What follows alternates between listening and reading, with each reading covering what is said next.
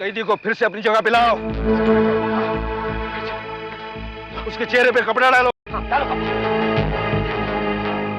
फंदा डालो इसके गले में। तैयार हो जाओ तुम।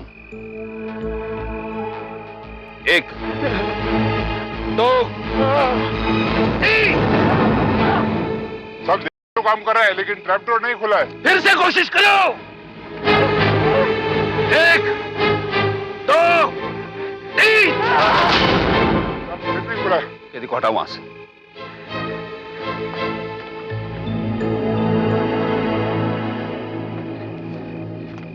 मैंने आपसे कहा था ना मैं बेकसूर हूं।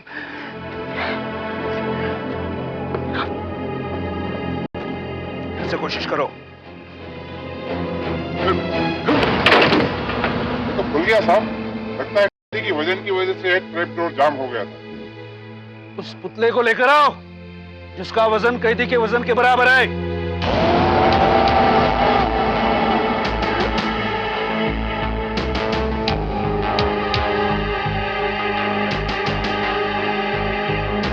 जल्दी ले आओ यहाँ। आओ। चलो ले जाओ ऊपर। संभाल वो फंदा डालो उसके गले में। हाँ आराम। हाँ साहब इस पुतले का वजन तो कैदी के वजन के बराबर लगता है। फांसी लगा के देखो। देखो क्या गड़बड़ है। जी साहब। 1 2 3। साहब इसका लीवर पुतले पर तो बराबर काम कर रहा है। शायद इसका ट्रैप डोर जाम हो गया था। सुनो वो कैदी को यहाँ ले आओ। मेरी बात का यकीन कीजिए। मैंने अपने साहब को नहीं मारा। सच मैंने जनार्दन साहब को नहीं मारा। ले जाओ इसे। आप मेरी बात पे यकीन कीजिए। ले जाओ ऊपर। ले आओ। आप लोग नीचे आ जाओ। आ जाओ नीचे। गिलास कपड़ा डालो इसके चेहरे। साहब जिसने मौत देखी हो वही बता सकता है कि मौत कैसी होती है। लेकिन अब नहीं, तीसरी बार इस यातना से नहीं गुजरना चाहता। मैं बेकसूर हूं साहब, मैं बेकसूर हूं। चिंता मत करो, ये आखिरी बार है। विलास इसके चेहरे पे कपड़ा डालो। फंदा डालो इसके गले में। कुछ नहीं होगा, कुछ नहीं होगा। तैयार हो जाओ तुम। जी साहब। 1 मुझे कुछ नहीं होगा। 2 मुझे फांसी नहीं होगी। 3। नहीं बोला साहब। फिर से लीवर को खींचो। मुझे कुछ नहीं होगा। खींचो खींचो। नहीं खुल रहा साहब। ऐसा पहले कभी नहीं हुआ। ये अनहोनी है साहब। हो सकता है ये आदमी सत्य बोल रहा हो। ये कैदी बेकसूर ही हो साहब। हो सकता है कोई शक्ति इसको बचा रही हो साहब। अब तो आपको यकीन हो गया ना कि मैं बेकसूर हूं। सही है सब। मैं ये तख्ते पे आज तक कभी नहीं चढ़ा हूं, लेकिन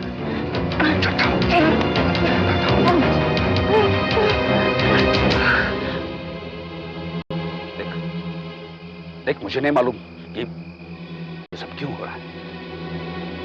हो सकता है कि तू बेकसूर है। ये भी हो सकता है कि जो मैं कर रहा हूं ना वो गलत कर रहा हूं, लेकिन फैसला करना मेरा काम नहीं। मैं अपनी ड्यूटी निभा रहा हूं। मैं अपनी ड्यूटी निभा रहा हूं और उसे निभा के रहूंगा। याद रख, तुझे 1000 बार मुझे लटकाना क्यों ना पड़े, मैं तुझे लटका के रहूंगा। देखिए साहब, मैं अभी तक जिंदा इसलिए हूं कि मैं बेकसूर हूं। ये बात मैं ही नहीं, यहां खड़े हुए सारे लोग अच्छी तरह से जानते हैं, और शायद आप भी। लेकिन इसमें आपका कोई कसूर नहीं है, क्योंकि आप तो अपना फर्ज निभा रहे हैं। अदालत ने और इस इंस्पेक्टर ने भी अपना फर्ज निभाया है। कसूर तो उस आदमी का है जिसने मुझे फंसाया है। मैं अपनी किस्मत से और नहीं लड़ सकता। साहब, इस बार जब आप मुझे फांसी लगाएंगे ना, तो मैं सच में मर जाऊंगा।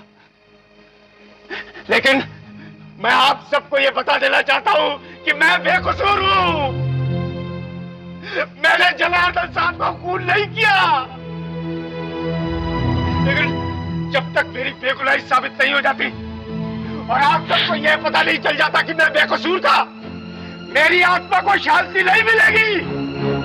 आत्मा को शांति नहीं मिलेगी। चलो मुझे फांसी डालो, मेरे मुंह पर कपड़ा डालो। कपड़ा डालो इसके चेहरे पे। जी साहब। कपड़ा डालो इसके चेहरे पे और फांसी का फंदा भी डाल दो गले में। डाल दो फंदा। जी साहब। तैयारी करो फांसी की। फांसी की तैयारी करो। मैं तैयार हूँ साहब। 5:45 को फांसी होगी। 1, 2, 3। खुल गया। फांसी लग गई साहब, फांसी लग गई। मैंने सुना, लग गई बात।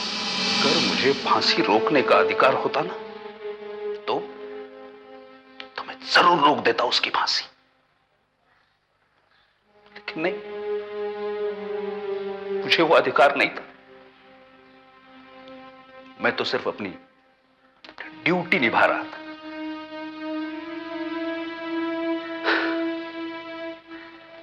खैर,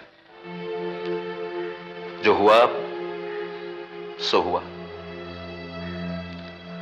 बस इसके बाद फिर जेल में ये सब कुछ शुरू हो गया।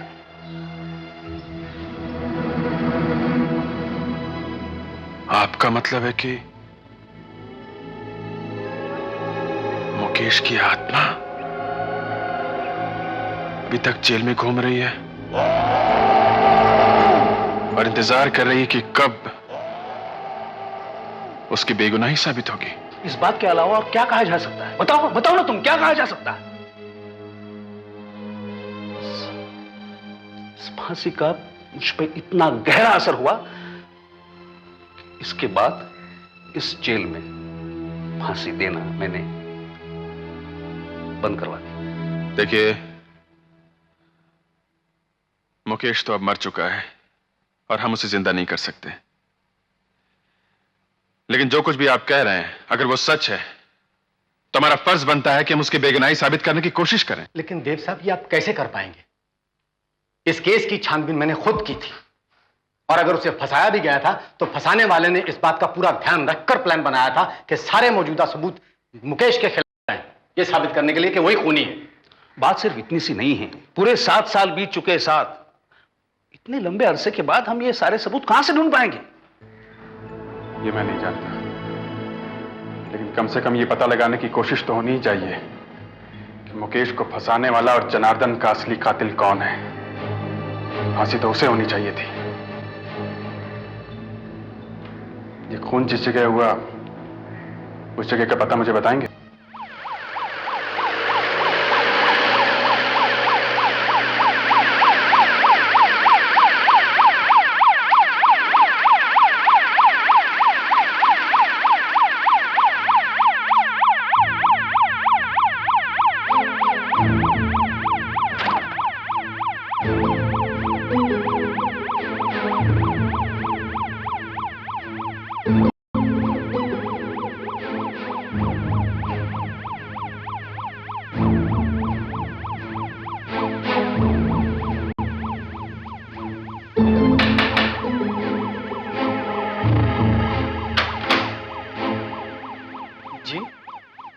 जनार्दन साहब यहीं रहते थे? जी हाँ। उनके भाई मुरलीधर घर पे हैं या उनके बेटे शिशिर? जी, शिशिर साहब जो हैं वो दिल्ली गए हुए हैं, उन्हें आने में 1 हफ्ता लग ही जाएगा। और मुरलीधर साहब का तो कोई भरोसा नहीं है, ऑफिस में। इस समय मैं ही अकेला हूँ। कहिए। जब वो आए तो उनसे बता दीजिएगा जेल का वार्डन देव आया था। जी अच्छा।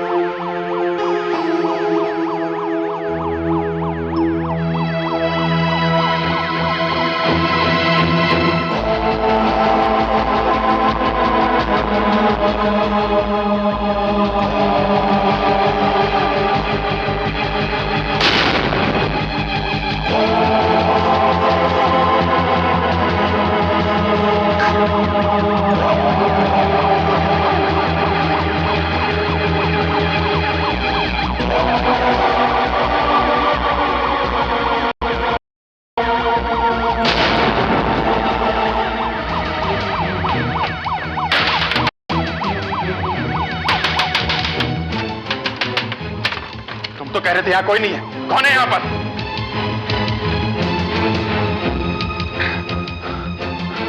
कौन है यहाँ पर? कौन है?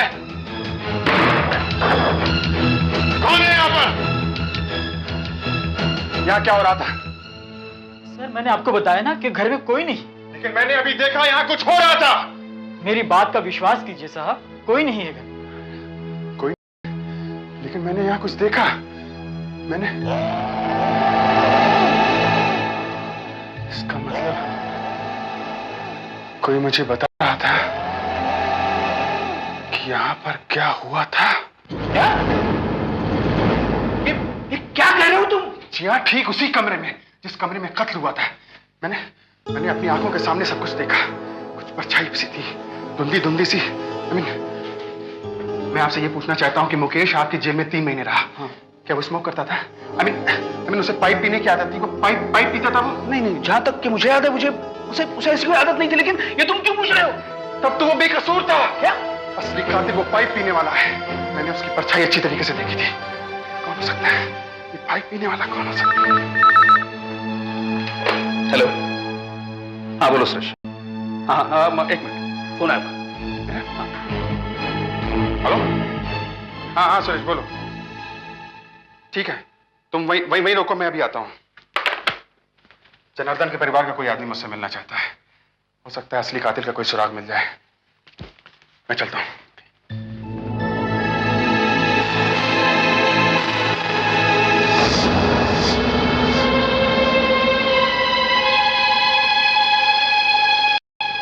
माफ कीजिएगा, मुझे आने में थोड़ी देर हो गई।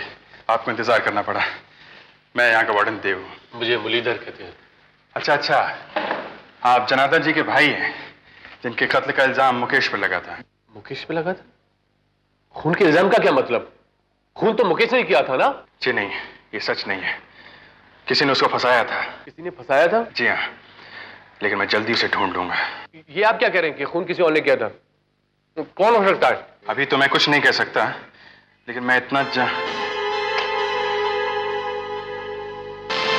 कि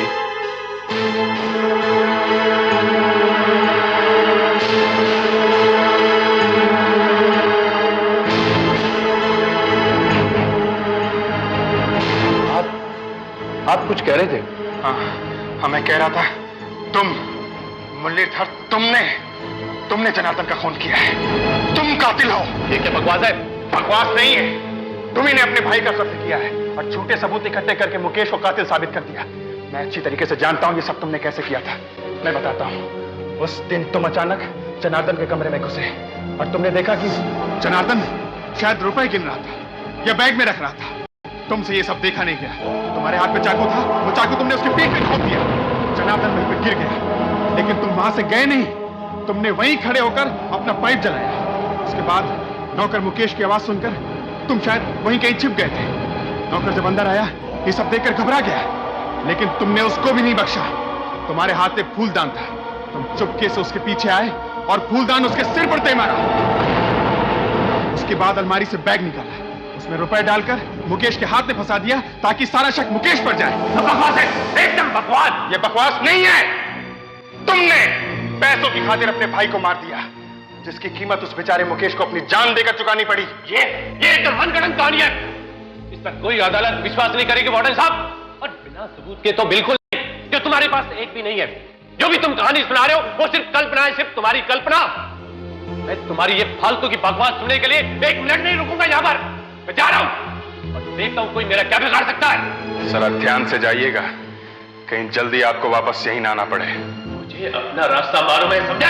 पता नहीं क्या क्या बकबक कर रहा था। इतने सालों के बाद इसे पता कैसे चला?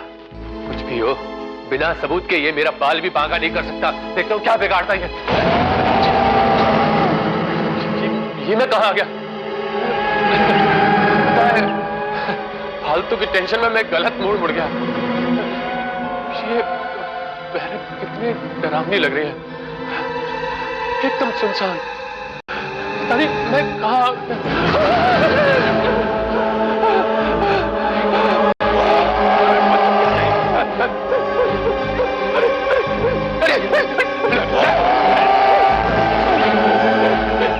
कौन है तू? कौन?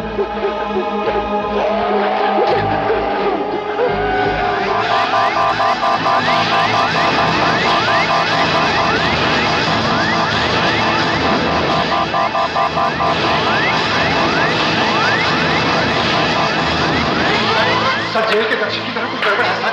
वहां के संतरियों का कहना है कि कहीं से चिल्लाने की आवाजें आ रही हैं सर। वो तो मैं भी सुन रहा हूँ, लेकिन ये किसकी आवाजें हो सकती है?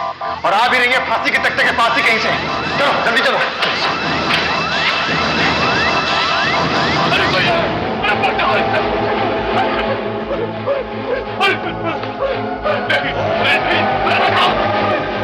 मुझसे क्या चाहिए? मुझे छोड़ दो। नहीं देखो, मैंने कुछ नहीं किया। मुझे छोड़ दो। मैंने कुछ नहीं किया।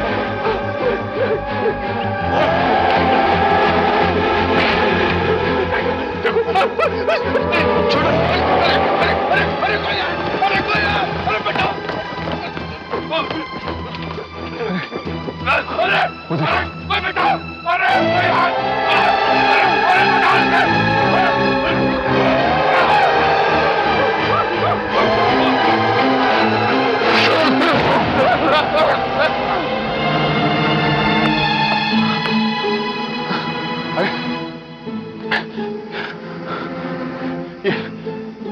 मर गया। मैंने जनार्दन का खून नहीं किया था, मैं बेकसूर था।